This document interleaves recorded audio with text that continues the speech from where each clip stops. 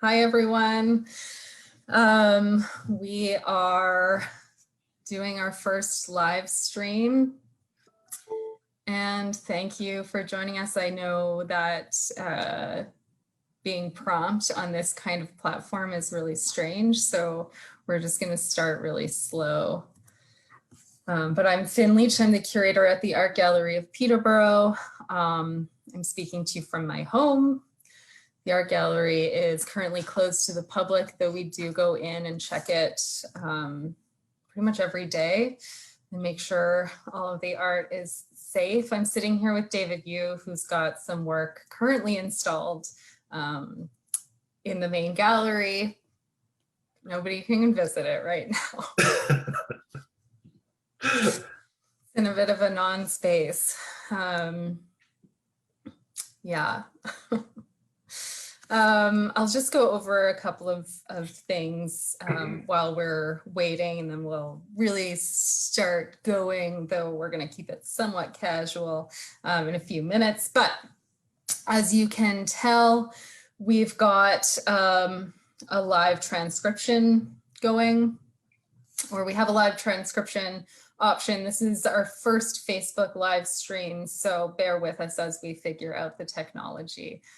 For the most part, it seems like the transcription's pretty good, but we can also acknowledge that sometimes it gets things wrong. So we apologize for that. We tested out a couple of words the other day, and it did some funky interpretations, but there it is. We will be working to get an edited subtitled version of this video up and viewable in full shortly after we do the talk. It'll take us a bit of time to do that editing, but we will share that with you guys and make sure that that's available so that if something happens, you've joined us, but then something happens and you've got to step away, don't worry, you can come watch later. And for any of you people who aren't really here in real time with us because it's beautiful outside or whatever else is happening, we'll make sure you're not actually going to miss anything. As I mentioned, we're going to keep it a bit casual. It is beautiful outside. We're thinking probably about 30 minutes. You're welcome to ask us questions. Just type it in the comments, and we will see those and address those as we can. I also want to thank Briar Sutherland, who's here helping us out behind the scenes. She's the communications and volunteer coordinator at the Art Gallery of Peterborough, and she is doing all of the tech support that I definitely couldn't do myself. So thank you, Briar. Yeah, I think that's it for my business. What other kind of chatter could I do? I don't know. That sounded perfect. Okay.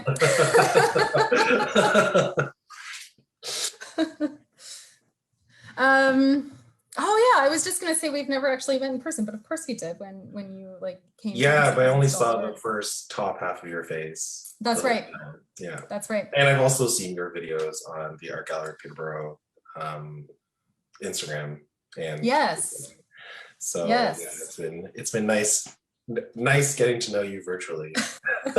Virtually knowing you. Yeah. I think we guess have to add all these caveats on, but definitely it feels like. But it kind of goes to show how dependent we are on looking at someone's mouth. Yes. When we're communicating, it's just so awkward.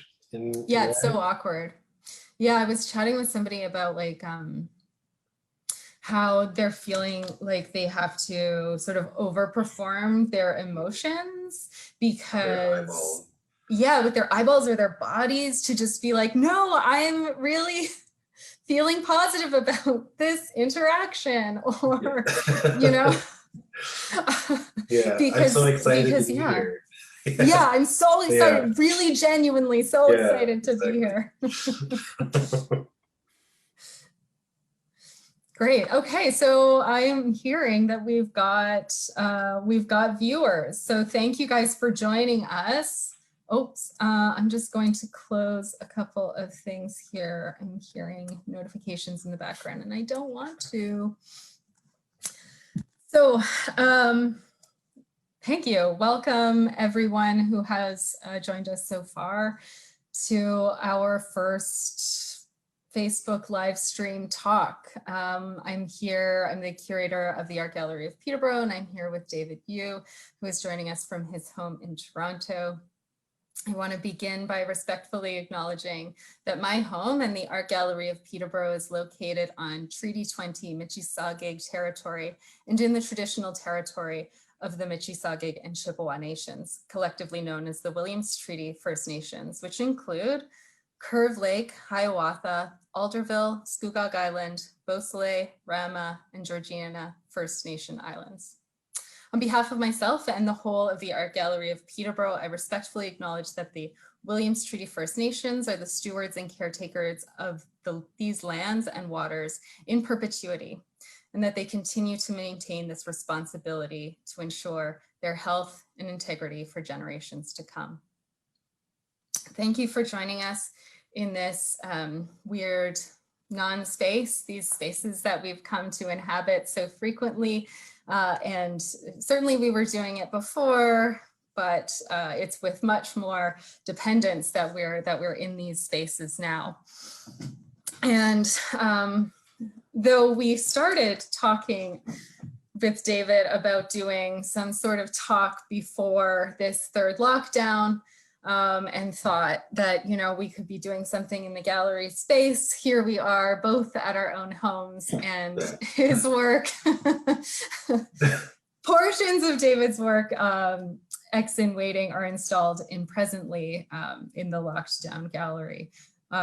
It's a part of an ongoing series created during the COVID-19 quarantine, and each piece has a video which documents an 8-minute durational performance for the camera, in which the artist symbolically engages in a form of meditation, an occupation of his choosing, using household items to playfully acknowledge the current situation. We'll go into it a bit more, but it feels really appropriate to be talking to you about this work in this form. Yeah, absolutely. Yeah. I think so. David has been exploring the limits of gallery space, heterotopias, and the potential of artist-viewer relationships throughout his practice, generating situations for audiences to navigate and setting conditions for accidental and intentional participatory experiences. David is based in Toronto, and his work has been presented across the globe, including Canada, the USA, Ireland, and Kenya, and more. We're just going to start with you, David, and also, again, for the viewers. These are weird times. I'm going to be doing the image sharing. We are coordinating this sort of on the fly, so apologies for lags, but we'll get there. So yeah, I'm going to invite David to begin by sharing some of his work that led up to this. Yeah. How about that? Well, I guess for people that don't know who I am or me at all, I have a multimedia installation and performance-based practice. I feel like it's hard to kind of like describe it in its totality, because I sort of use lots of different things. So I've used like live performers before, I've set up sculptures, I've done a lot of video projections, I've used technology in weird ways, like laser triggers that trigger audio.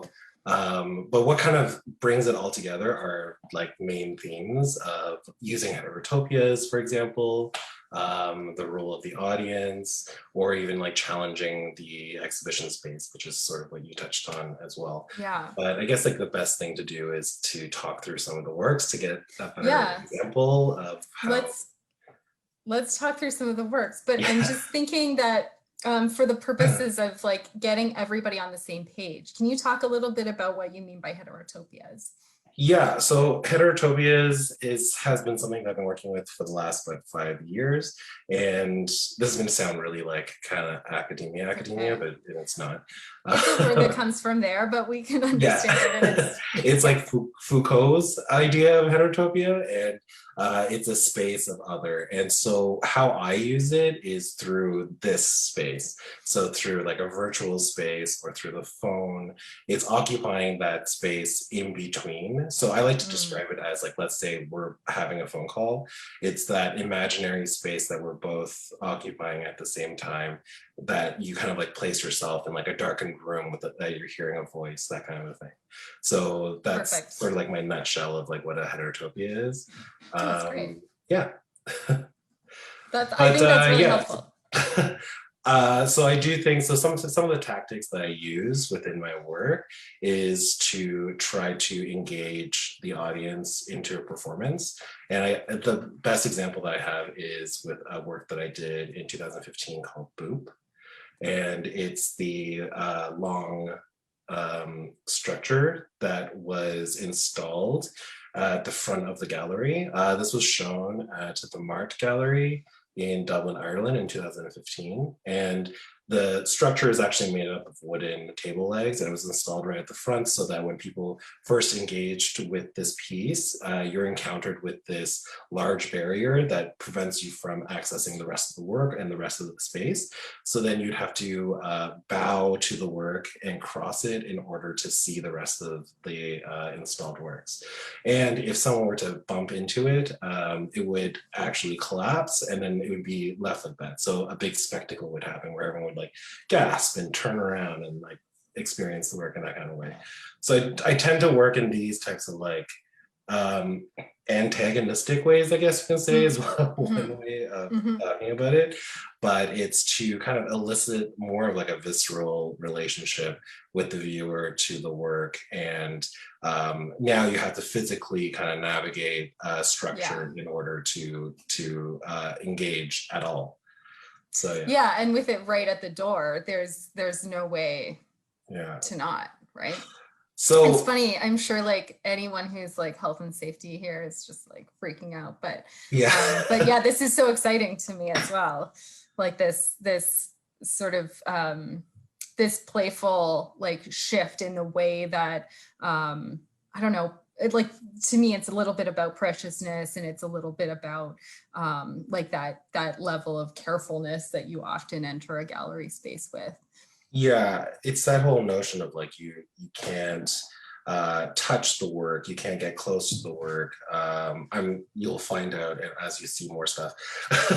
I'm not like that at all. A lot of my things tend to break, or they're intentionally supposed to break, just to like kind of elicit more of a reaction, basically in a way. Yeah. And what happened actually during the show, which was really amazing, was during the opening, the stage flipped and then everyone sort of stood at the back of the gallery and watched the front door to see how people would react to the stage. Right. And Right, of so course. that part of it was like actually quite exciting because then it really did turn each and every person that entered into a performer, which was like the main element of creating that work. So yeah, Amazing. cool. Do you want to So talk yeah, about? this is exactly like the heterotopic idea. It's called the intention of being on time, and it was shown. I'm so sorry if I say this wrong to whoever's watching from Belgium, but it was shown at Culturacentrum Zwanberg in Heist-Optenberg, Belgium. So I was invited to a show there, and I basically performed this phone every day for the full run of the show. So every day at 2 p.m., which is kind of apt because it's 2 p.m. now. I would call the phone and it would ring on the gallery floor. I would call it about 10 times, and it would be up to the viewer themselves to pick it up to talk to me. And that was the work. It was about occupying heterotopic space, unpacking what they were seeing. Some people like described the show to me. Most days, no one Mm, picked up. which was great as well. So I didn't have to speak to anybody, but at the same time, it was a nice way to engage with someone on a one-on-one performative level, and Yeah. also it's this like idea of this inanimate object that's performing in the space that is like that's not common within like a gallery space, but also very common to people. So people are very used to like holding a device like that. So it's like turning Yeah. a cell phone into art, or yeah, that type of thing. Did like anyone ever turn it in as somebody's lost phone or? No, there was a gallery attendant, so Okay. they would watch the phone. That was one of the worries from the gallery, was Yeah. what if someone steals the phone? And then I was like, if someone stole the phone, I feel like that would probably end the performance, That's and the work. they Yeah. they they own the work then. But it never really happened. The few people that actually was brave enough to pick it up, which I found really like kind of shocking, I feel like they got their money's worth in Yeah. terms of talking to me, because we covered all sorts of whatever they wanted to tell me, or whatever they like. I had to prompt them sometimes in terms of like Yeah. describing the space, whatever. I had those kinds of tactics, but it was really sort of like now you have like a thorough line straight to the artist, and Yeah. it's kind of breaking down that like institutional barrier of being like, oh, this like genius artist that you have absolutely no contact with. It's like sort of breaking those types of barriers down. Yeah, totally.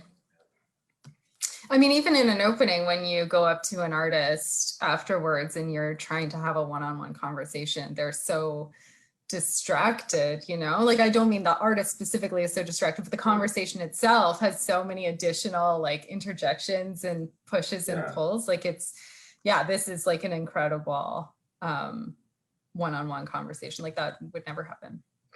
Yeah, and also like kind of thinking about like the ephemerality of creating something that is just an experience. Hmm. Like that was the kind of like the main focus of that piece in itself. And I guess the next one would probably be, yeah, this is another example of that work, which that's the phone that I sent to Belgium on the right, and then the phone that I was currently using in 2017. Yeah, Next one. so yeah, next one would be great. Oh, this was another example of like using cell phones and creating heterotopic spaces. This was called Thirst is Real, and it was shown at the Zero Gravity International Performance Festival in Edmonton.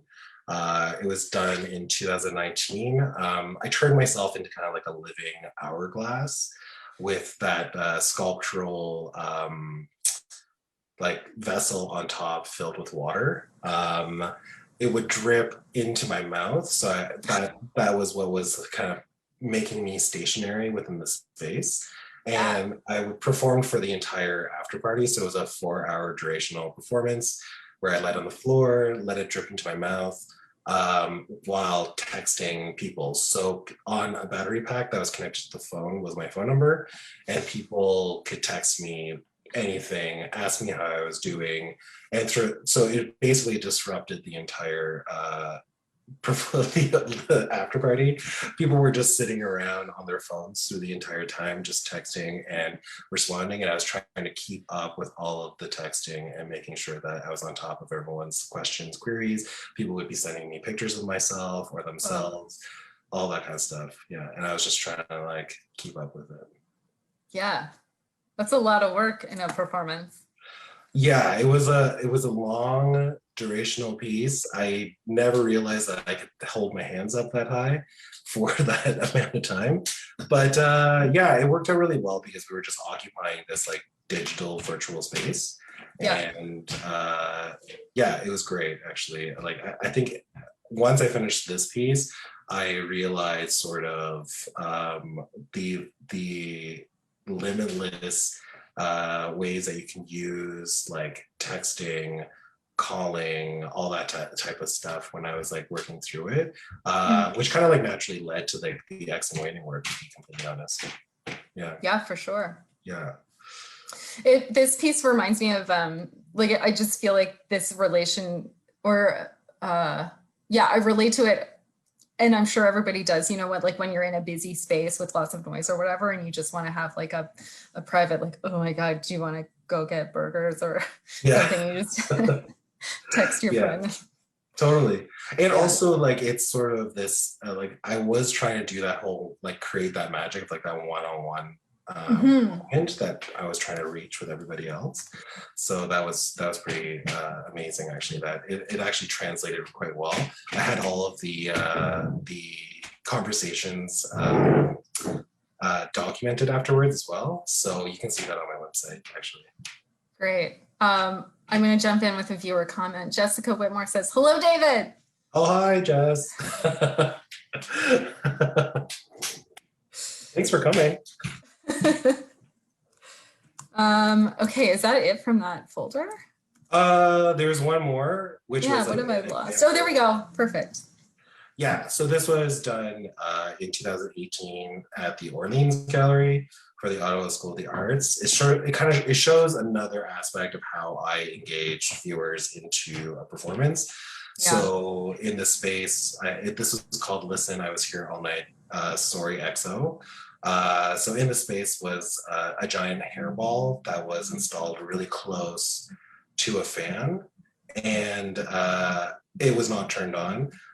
There's an attendant that kind of sits on the other side of the room watching the fan and the hairball. So of course, naturally, there's this compulsion to like turn on the fan in order to see the hair do its thing, like we see in a lot of music videos.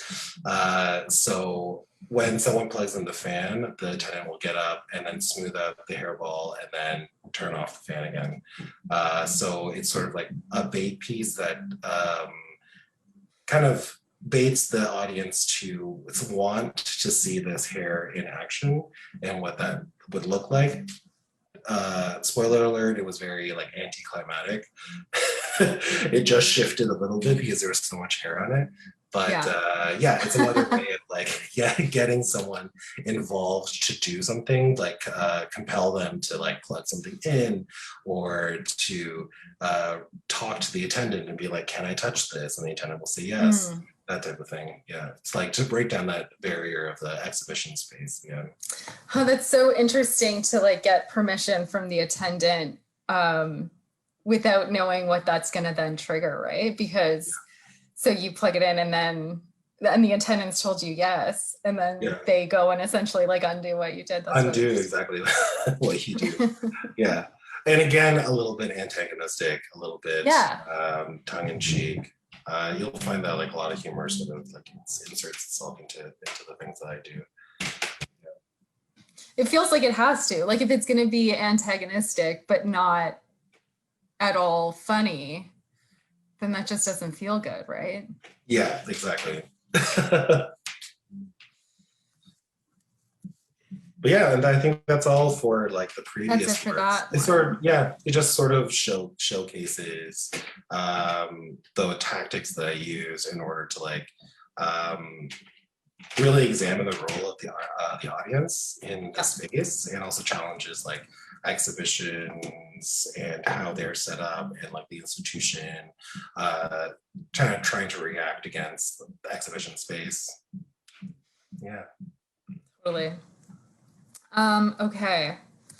I don't have a specific order for these, but in this portion of the image sharing, we're going to look more at the work that you've currently got in the Art Gallery of Peterborough, and then sort of looking back at like that as this larger thing. So I'm going to share my screen again, a different screen. Sorry. Okay. There we go. Okay. For the people attending, you can see actually the first iteration of the way that this work was installed. Oh, wonderful. Actually, you know what? Before we move on, we've got a great comment. I've just seen one again from Jessica Whitmore. So I'm just going to share that with you, David, and then if you wanted to comment.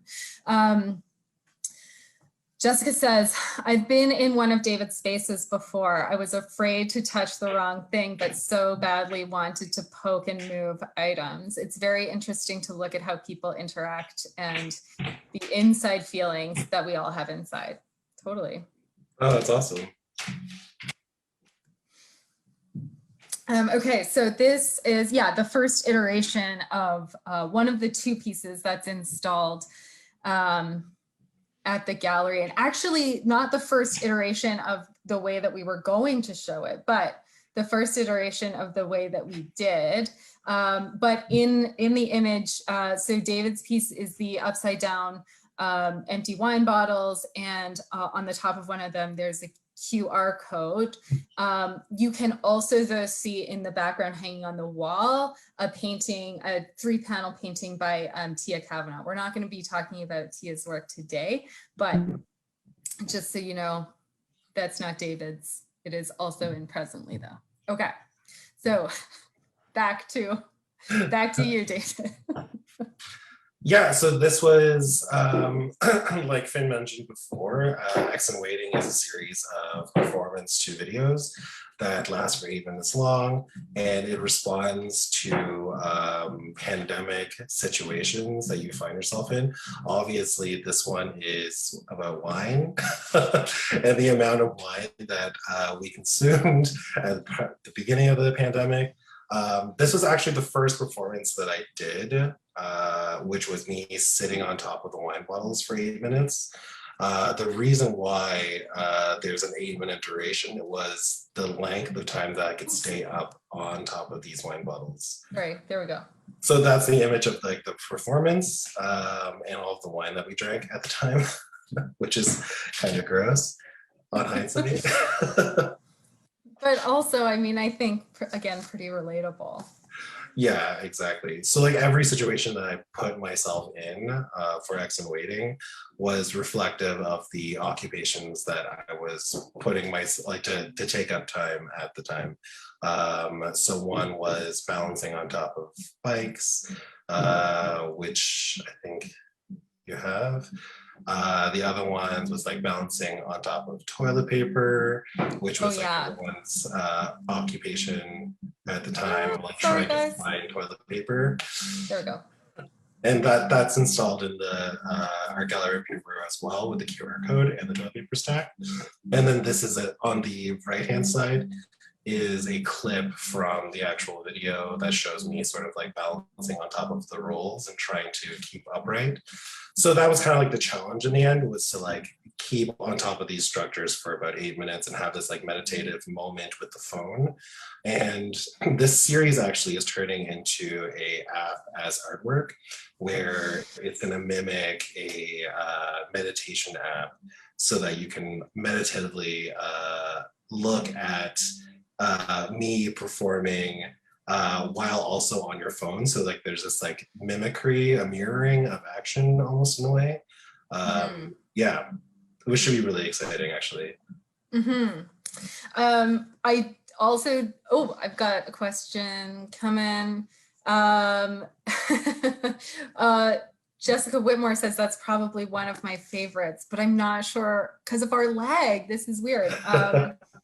Which one, Jessica? But I also just want to say that like, or acknowledge, I guess, that there's like a lot of potential accident that you're setting up for yourself too, right? Like in this meditative state, like you didn't fall over, No. but you could have. So I mean, we talked yesterday about like, just because I'm sure some people in the audience are gonna want to know, where were your legs, David? So this one I was actually in the sink. There's a sink beside the toilet.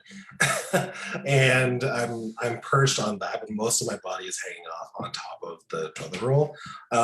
Throughout the whole video though, you can, if you kind of scrub, because most of them are very quite static, but if you scrub this one, you can see my body leaning almost towards the shower by the end of the video. Wow. Yeah, which is actually kind of like another layer to the performances as well, like the staticness of performance, the durational aspect of it, and how that sort of like situates itself within the terms of like liveness, like becoming like a living statue almost in a way, becoming an object. How does that translate as well? I felt like that was kind of like the main idea behind the work to begin with, which I think after now seeing 12 of them all together, I feel like it's becoming kind of more true over time. Yeah.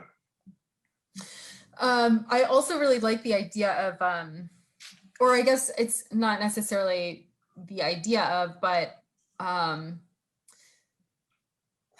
I don't know what I want to say, but I think that there's something really interesting, I guess, in the like performance of using a phone as a piece of your meditation habit, right? Because it's gone, meditation in general, I think has moved so much to on the phone. And I mean, I think for a while it was like very resistive of those things. And now it's like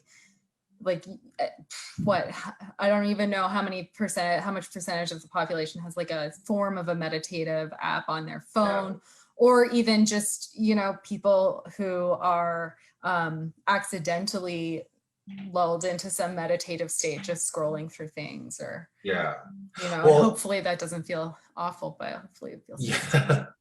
Well, like the whole idea behind this was sort of like wasting time on the internet, also like mimicking meditation, and also waiting for the pandemic to finish. So X and waiting refers to that whole, like the X would be any occupation that happens. So like wine in waiting, toilet paper in waiting, you know, and like that's kind of how I like created, you know, you can say like I created the formula for it to do more of it. And the whole idea was to continue with it until pandemic measures finish. Which may actually be never. may actually be never. For sure. So this series might be with me, you know, for the rest of my life. It's good that you've made it like a variable formula that you can just keep plugging things into. It's really valuable. Amanda Lundgren says, love this so much. Oh, thanks. And Jessica Whitmore says, oh, how true is that? Right. I'm just gonna skip the thing on my notes. Oh yeah. Okay, so we've talked a lot about like where this is going. So it's going to continue, and you're shifting it into an app. So so it as a thing. Oh, here's my cat. Is going to continue to sort of like. Oh, okay, he's going to stay. Going to continue to go farther and farther into that. Oh my God, guys. Going to continue going into that. Heterotopic space, right? Because it's still, even if it's displaced time-wise, it's still basically a connection or a conversation of your 8-minute durational video being viewed by somebody looking into the phone. That app, right? So it's going to be occupying that heterotopic space when someone opens up the app and sort of views each performance individually. It's supposed to like run on the phone, so that's why the QR codes are there as well, so that when you QR it kind of translates into the photo automatically, and then you can see the performance in that like online heterotopia. Now, we sort of acknowledged it a couple of times, but this wasn't the first, like the physical presentation of this show wasn't of how we showed it there. Just get back to, oh, there's one of them. Also, you can see other artists' work. Nadia Pelkey's right in the front there. Carolyn McDougall's. But for example, there, right? Yeah. So the first iteration, all of this always had QR codes and always had the video, the durational performances, right? Yeah. But the first thought was to print QR codes on like findable coins, right? The gallery attendants would place around the gallery for audience members to potentially find, pick up, connect to. And then it felt more valuable, I think, to put the actual props that you were perched on there. So there's this like really physical presence, but also like a real kind of absence of you being there, even though you're also there. It made more sense to present it in this way. I think at the time when I was filling out the submission or proposal for the show, I was really not thinking about the end game of where this performance series was going to go. It was actually quite early days in terms of like, I only think I did 3 of them at the time. And I was thinking to myself, like, how is this like a sustainable way of doing this type of work? And then as I was thinking more about it, the coins didn't really make sense because, you know, like it was about this, like, you know, finding this token, this like treasure, this like secret that only you get, which really relates to a lot of like my other works. So, but this one in particular was really kind of like occupying online space and viewing something online and missing something. And so that's where this came in, was like the absence of a living body on top of the wine bottles. Also, how did that person do that in the first place? Like, you know, that those types of, it was those types of notions that I was more interested in. So it made sense to have the props come into the gallery space versus just having like the QR code token almost in a way. Yeah, for sure. And for sure, like the precarity, like there's no armature in here. For sure. And at one point the bottles actually fell over at the gallery, and we've so there is a different iteration even still. So, you know, it's not Boop, but exactly. So it actually finally happened in the show. It happened. But yeah, also this whole bending over to get the QR code was really interesting to me. Because it's or like, you know, bending down to like take the QR code from the toilet paper, let's say, just to get like a good shot of it. Like, you know, it's forcing the audience into more of like an action versus just sort of benignly viewing a work. Yeah, for sure.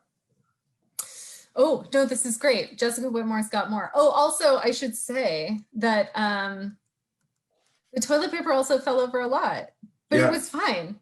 But I think part of what's really interesting, just from the institutional perspective, is, and we talked about this a couple days ago, but what's weird is that, like, it's just toilet paper. Like, you bought it, but it's just toilet paper, right? But then, of course, when it comes into the gallery space in this institution, that's like, its whole thing is to take excellent care of this stuff and to make sure that the artist's choices are really strictly respected, right? The toilet paper fell over a lot, and so, you know, we had staff re-rolling the toilet paper, and was just like, who cares? Just get new toilet paper. Yeah, it's this like translation of an object, so like the phone in the gallery in Belgium. It just takes on a different type of air in a way. Like it becomes this precious art object once you place it. And like that, I feel like that kind of speaks to like the power of a gallery, you know, and what those blank spaces mean and how it imbues works, or even like the smallest things with such momentous power almost in a way. And honestly, like, you know, we're talking about toilet paper, and like that's the kind of dichotomy, right? It's funny. It's like sometimes the space gets so I don't know, sort of stuck in those things, I guess it becomes sort of like non-human, like it doesn't allow for, sorry, oh my gosh, guys. It doesn't allow for just, you know, for us to just go like, yeah, it's just toilet paper. Oh, it's just, you know, it's fine. And obviously it's going to fall over because it's just toilet paper stacked on itself and stacked on something that's, you know, not even flat, right? Like that bath mat has its own soft, bumpy lumpiness. So it's going to happen, and it's fine. It's also fine.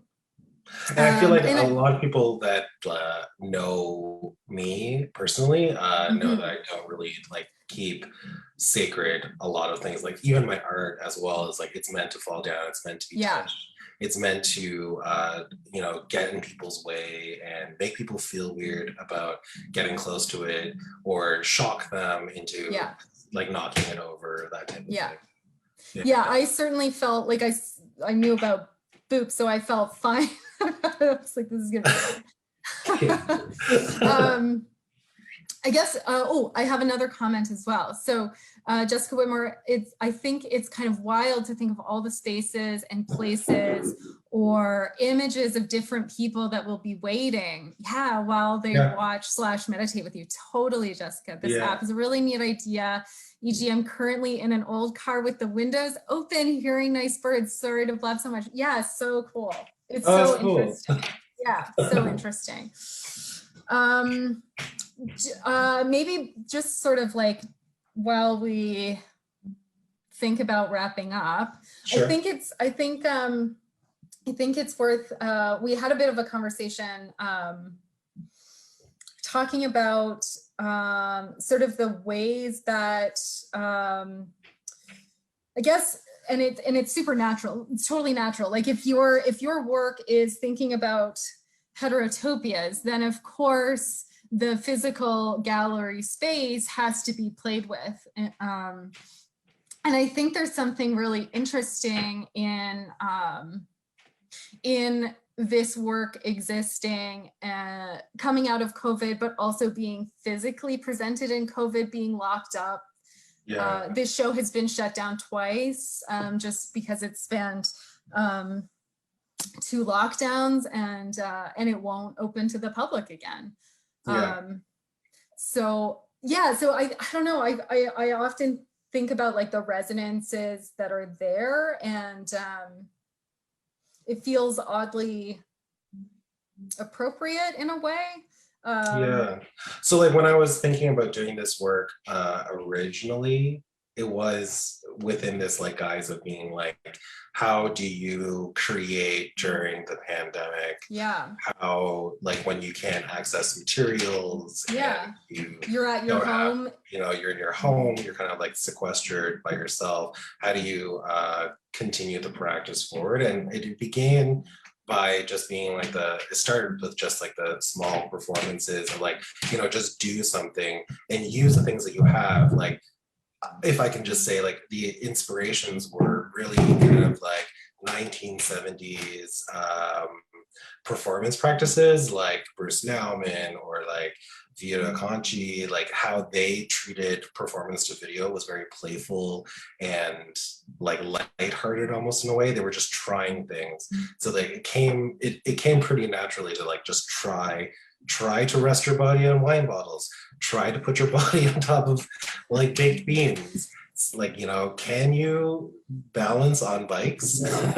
that type of thing. And it kind of like became something else as it kind of went on. And now that there's a canon of it, like I say canon as if it's like, you know, the Holy Grail, but now that there's like a catalog of actions happening, it feels kind of like a cohesive sort of interesting practice to kind of like continue forward with. And that heterotropic space is actually quite engaging to me, of course, as for sure. Yeah. Okay, so let's make sure. Oh, one, do you have anything else that you want to add before? No, I feel like that's pretty well, goodly unpacked. unpacked. If that's even a word, goodly unpacked. People get it. People Yeah. get it. Okay. So definitely people can find you in,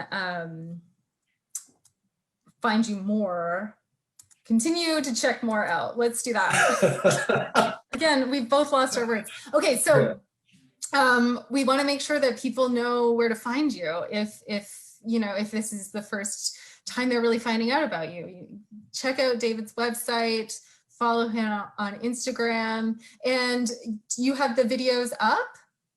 No, not on my website just yet, because I'm waiting for it to be developed into an app in order to release it formally.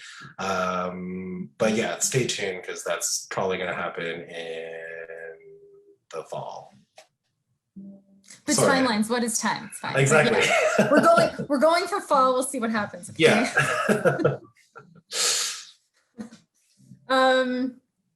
Thank you to everyone who joined us on the live stream on such a beautiful day. Thank you to David. I've really enjoyed getting to know you virtually and from the up in person. Yeah.